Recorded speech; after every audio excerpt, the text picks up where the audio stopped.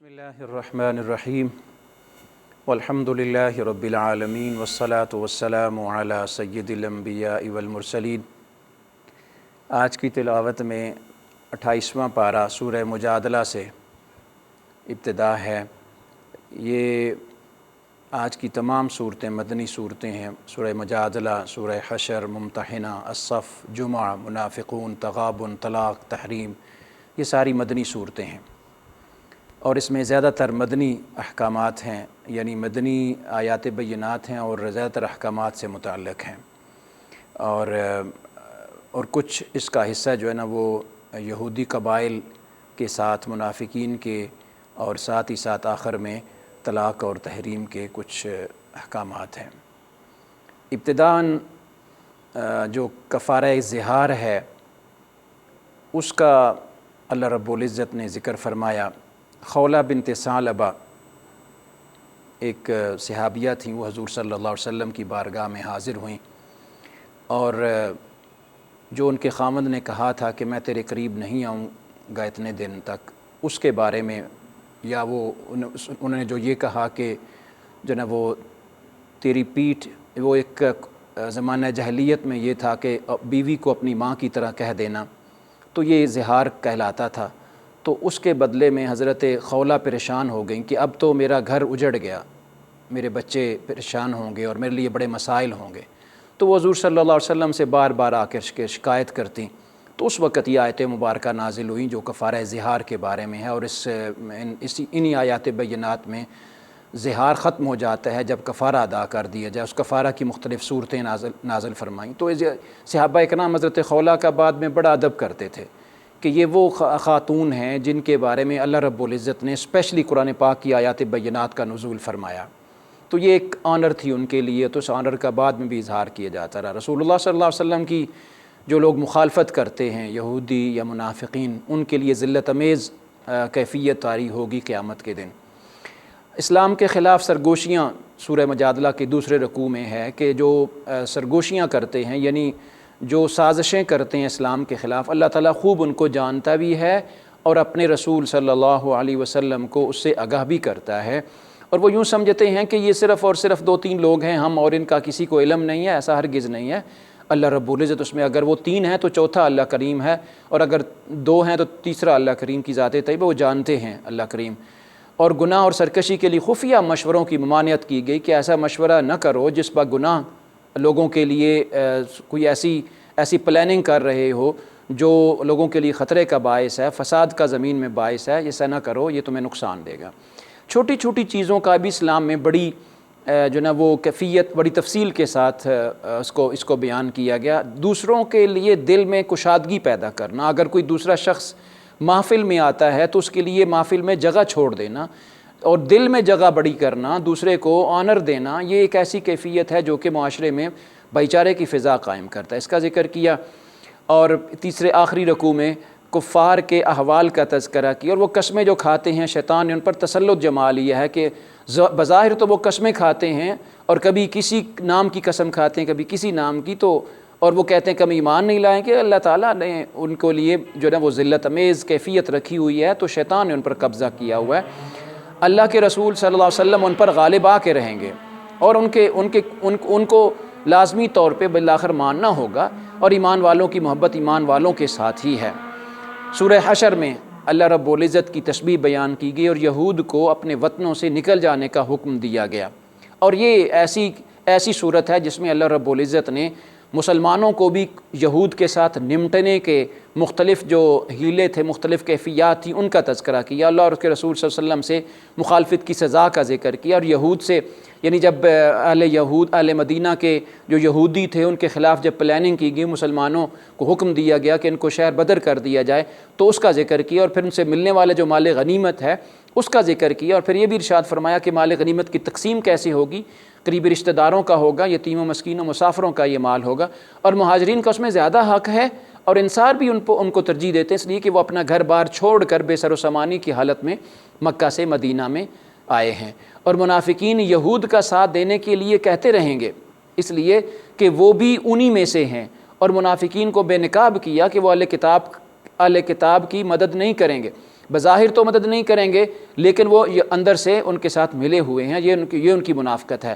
یہود کے بارے میں آگاہی ہے کہ وہ میدان میں جنگ نہیں کریں گے بلکہ قلعہ بند ہو کر لڑیں گے۔ وہ خیبر کے جب قلعے کی کیفیات کا بیان کیا گیا تو اس کا ذکر کیا کہ وہ قلعے میں بند ہو کے لڑیں گے اور آپ نے ان کے خلاف سخت قدم اختیار کرنا ہے۔ منافقین اور یہود کی مثال شیطان کی سی ہے، جیسے شیطان نے ان کو مس کر دیا ہے۔ اور فرمایا اپنے کل کے بارے میں اللہ سے ڈرو کہ کل اللہ کریم کی بارگاہ میں تمہیں حاضر ہونا ہے تو کیا جواب دہ ہونا ہوگا؟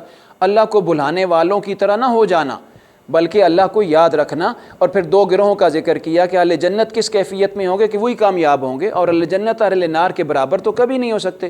قرآن کا نزول کبھی پہاڑ پر ہوتا تو وہ بھی جھک جاتا اور پاش ہو جاتا۔ یہ قرآن تو اللہ تعالیٰ نے انسان کے دل پہ نازل کیا، اس کی بڑی قدر اور منزلت ہے۔ سورہ ممتحنہ ارشاد فرمایا ایمان والو اللہ کے دشمن کو اپنا دوست کبھی نہ بناؤ۔ جو اللہ کریم کے خلاف سازشیں کرتے ہیں وہ ایمان والوں کے کیسے دوست ہو سکتے ہیں؟ جب جہاد کے لیے نکلو تو رازداری کے ساتھ نکلو، اور یہ والی پلاننگ تمہاری میدان جنگ کی طرف نکلتے ہوئے یہ اپنوں کے درمیان رہنی چاہیے، کسی کے دوسرے کو آگاہ کرنے کی ضرورت نہیں ہے۔ کفار کو پیغام محبت کبھی نہ بھیجا کرو، وہ تمہارے کبھی بھی دوست نہیں ہو سکتے اور کبھی بھی تمہارا آپس میں تعلق ان کے ساتھ نہیں ہو سکتا۔ وہ تو تم پر قابو پانے کے بعد تمہیں کوئی نفع تو نہیں دیں گے، یہ تو تمہیں جو ہے نا وہ ایسے ہی محسوس ہوتا ہے کہ وہ تمہارے رشتہ دار یا تمہارے ساتھ تعلق رکھتے ہیں۔ حضرت ابراہیم کی زندگی تمہارے لیے بہترین نمونہ ہے، اسی لیے بنا پر تم حنیفی ہو۔ جنہوں نے تمہیں گھروں سے نکالا ان سے انصاف قائم رکھو۔ ان میں 3 گروہوں کا ذکر کیا گیا۔ ایک وہ گروہ جس نے ٹوٹلی طور پہ مخالفت کی تھی اور مسلمانوں کو گھروں کے نکلنے کے اوپر جو ہے نا وہ جبر بھی کیا تھا، اور ایک وہ گروہ تھا جن نے بالکل مسلمانوں کے راستے میں کوئی رکاوٹ نہیں دی تھی اور نہ ہیلپ کی تھی، اور ایک وہ گروہ تھا جنہوں نے مسلمانوں کی ہیلپ بھی کی تھی، یعنی سپورٹ بھی کی تھی، اور گھروں میں نکلنے کے لیے ان کو راستہ بھی دیا تھا۔ تو ارشاد فرمایا کہ ان کے ساتھ برابر اس طرح کا انصاف بھی قائم رکھا کرو۔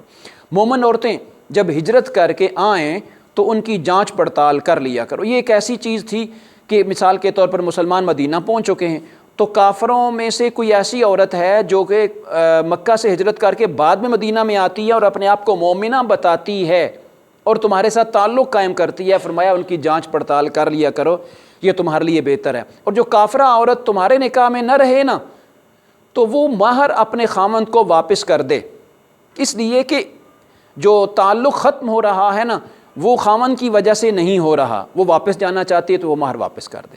اے نبی صلی اللہ علیہ وسلم مومن عورتوں سے بیعت لیں۔ کیسے نبی صلی اللہ علیہ وسلم کو بیعت لینے کا حکم ہے؟ نمبر 1 وہ شرک نہ کریں، وہ نمبر 2 چوری نہ کریں، نمبر 3 زنا نہ کریں، نمبر 5 اپنے بچوں کو قتل نہ کریں، نمبر 6 الزام نہ لگائیں لوگوں کے اوپر، ان باتوں کے اوپر یعنی ایمانیات کے اوپر بھی، اخلاقیات کے اوپر بھی ان سے بیعت لے لیا کریں۔ سورہ صف میں ارشاد فرمایا ایمان والو جن باتوں پر عمل نہیں کر سکتے نا ان کو نہ کیا کرو، اور قتال کے دوران آپس میں ایک دوسرے کے ساتھ جڑ جایا کرو، سیسا پلائی ہوئی دیوار بن جایا کرو۔ کبھی تم نے دیکھا کہ موسیٰ و عیسیٰ علیہ السلام کو بھی ہم نے آنے والے نبی کی بشارتیں دے کے بھیجا تھا، یہاں پہ بطور خاص اہل یہود کو جو نا وہ خطاب کیا گیا کیونکہ وہ بھی موسیٰ علیہ السلام کے اوپر ایمان لاتے تھے، اور نصارہ جو عیسائی حضرت عیسیٰ علیہ السلام پر ایمان لاتے تھے، دونوں کو آگاہ کیا کہ وہ دونوں نبی آنے والے جو تھے نا یعنی محمد صلی اللہ علیہ وسلم کی بشارت دیتے رہے ہیں، تو پھر بھی تم ان کے اوپر ایمان کیوں نہیں لاتے؟ حالانکہ ہم نے رسالت کی تکمیل کر دی ہے، اب تم اگر منہ سے بھی رسالت محمدی صلی اللہ علیہ وسلم کے نور کو بجھانا چاہو نا تو یہ ناممکن سی بات ہے۔ اہل ایمان کے لیے بہترین تجارت 2 طرح کی ہے کہ ایمان لے آئیں اور اللہ کے راستے میں جہاد کے لیے علم بلند کر دیں۔ ابدی نعمتیں عطا ہوں گی، اس کے بعد جنت بھی عطا ہوگی اور اللہ کی مدد بھی دنیا میں تمہیں حاصل ہوگی، اور اللہ کے مددگار اسی طرح تم بن سکتے ہو۔ عیسیٰ ابن مریم نے بھی اپنے مددگار کو بلایا تھا لیکن انہوں نے کہا تم تو بیٹھے رہیں گے، تو ان کی طرح تم نہ ہو جانا۔ سورہ جمعہ میں تسبیح تقدیس بیان فرمایا ہم نے رسول بنایا انہی میں سے، اور وہ امی رسول تشریف لائے اور ان کے لیے 3 بڑے کاموں کا تلاوت، تزکیہ نفس اور کتاب و حکمت کی تعلیم کا دیتے رہے ان کو۔ اور ارشاد فرمایا تورات والوں کی تو مثال یہ گدھے کی سی ہے، جیسے گدھے کے اوپر کتابوں کو لاد دیا جائے تو کوئی کیفیت نہیں رہتی، ان کی بھی اب یہی کیفیت ہے، یعنی اہل کتاب کا ذکر کیا۔ موت سے بھاگو گے تو وہ پھر بھی تمہاری طرف لوٹ آئے گی، تمہیں نہیں چھوڑے گی کسی صورت بھی۔ ارشاد فرمایا جمعہ کی اہمیت ہے اس لیے کہ جمعہ کی طرف جب دن ندا آ جائے جمعہ کی نماز کی تو تم اس کی طرف کھچاں چلے آؤ، اور اس کا اپنا مقام ہے، اور اللہ کے ذکر کی سعی کرو۔ جب جمعہ کی نماز ادا کر لو نا، پھر بے شک اللہ رب العزت کے رزق کی اور اس کے فضل کی تلاش میں دنیا میں نکل کھڑے ہو۔ لیکن یاد رکھ لینا، اللہ کی خیر تجارت و لاو سے زیادہ بہتر ہے۔ جب تم اس طرف چلتے رہو گے تو تمہیں تجارت بھی ملتی رہے گی اور تمہارا کاروبار بھی چلتا رہے گا۔ منافقون، سورہ منافقون میں ارشاد فرمایا منافقوں کی حرکتوں سے میں تمہیں آگاہ کرتا ہوں۔ اللہ رب العزت نے ارشاد فرمایا جب وہ تمہارے پاس منافق آتے ہیں تو کہتے ہیں کہ ہم گواہی دیتے ہیں کہ آپ اللہ کے رسول ہیں۔ اللہ بہتر جانتا ہے کہ وہ آپ کو رسول مان رہے ہیں کہ نہیں مان رہے۔ ان کی قسموں کو بطور ڈھال بناتے ہیں، اور ان خوشنما لکڑی کی سی ہیں جس کو آگ تو بڑی تیزی سے پکڑتی ہے اور وہ دلکش بھی لکڑی ہوتی ہے۔ یہ منافق اس طرح کے لوگوں کی طرح ہوتے ہیں، لوگوں کو اللہ کے راستے میں خرچ کرنے سے تو منع کرتے ہیں، اور لیکن آپ کے اوپر خرچ بھی نہیں کرتے اور آپ کے قریب بھی نہیں آتے۔ یاد رکھ لو اے ایمان والو، تمہارے مال، تمہارے اولاد تمہیں اللہ سے غافل نہ کر دیں، اور اللہ کے راستے میں خرچ کرنے پہ ڈٹے رہو قبل اس کے تمہیں موت آ جائے۔ سورہ تغابن میں ارشاد فرمایا وہ ذات جس نے تمہیں تخلیق کیا، پھر تم میں سے مومن اور کافر بنایا، تمہیں چاہیے کہ تم اللہ کریم کی ذات کے اوپر ایمان لے آؤ۔ اللہ کی تخلیق سب سے بڑی کاریگری ہے، اور اس کی تخلیق دنیا میں پھیلی ہوئی ہے۔ کافروں کا مقصد ہی جھٹلانا ہے، اس کے باوجود بھی یاد کرو جس دن تمہیں اکٹھا کیا جائے گا، ایمان والوں کو بھی لایا جائے گا اور کافروں کو بھی لایا جائے گا۔ پھر ایمان والوں کو کسی کیفیت میں رکھا جائے گا، اس کا ذکر کیا، اور پھر فرمایا مصیبت اللہ سے آتی ہے، ایمان والے کو اللہ ہدایت دیتا ہے اس لیے کہ اس کے سامنے ایمان ہوتا ہے، اور وہ اطاعت الہی اور اطاعت رسول صلی اللہ علیہ وسلم کو اپنا شعار بناتا ہے۔ تمہاری بیویاں اور بچے تمہارے دشمن ہیں، جب وہ اللہ کے احکامات میں رکاوٹ بن جائے نا تو تمہارے لیے آزمائش بن جاتے ہیں۔ وہ دشمن سے یہاں پہ مراد آزمائش ہوتی ہے۔ مال اور اولاد آزمائش ہے، استطاعت بھر اللہ سے ڈرتے رہو، جتنا ممکن ہو سکے اللہ کریم کی ذات طیبہ کے اوپر ایمان لاتے رہے اور اس سے ڈرتے رہو۔ اور اللہ کے راستے میں دیا گیا مال ہی قرض حسنہ ہوتا ہے جو اللہ کریم کی طرف ہوتا ہے، اور اللہ کریم وہ قرض واپس تمہیں لوٹاتا رہتا ہے، اس میں کبھی تم غور کیا کرو۔